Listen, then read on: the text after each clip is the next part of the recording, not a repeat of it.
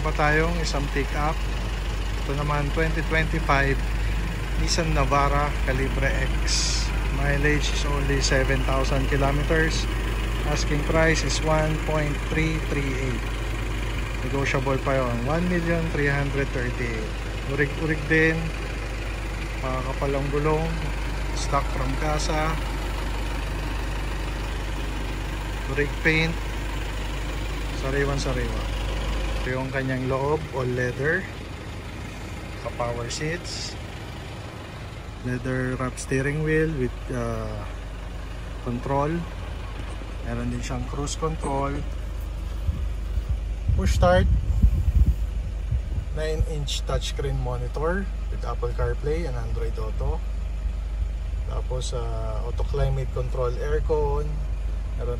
Meron tayong dalawang USB port for charging, and meron din tayong wireless charging dito.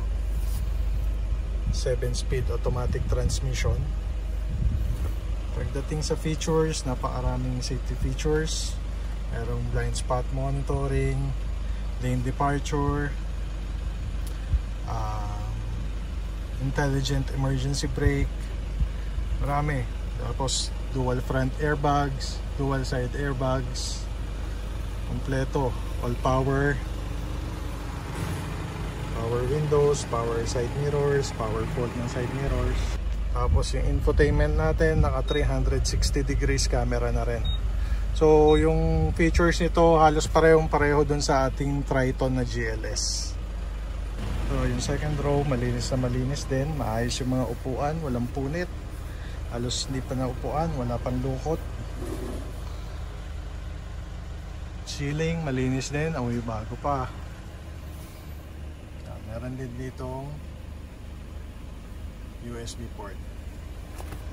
Ito yung kanyang likuran. Pakita ko sa inyo. LED taillights. Body niya, unat na unat. Walang bangga, data paikot. Walang niretoke, walang niretouch. Red paint. Meron flooded. Engine natin is 2.5 liter turbo diesel engine. Yan, bagong bago pa, linis. Is napakatining pa. So again, alam nyo na kung type nyo itong ating 2025 na Nissan Navara Calibre X 4x2 turbo diesel, 7,000 kilometers lang mileage. Urig mileage yun. Double your money back kung ito ay tampered. Asking price natin is 1,338,000 lang. 1,338.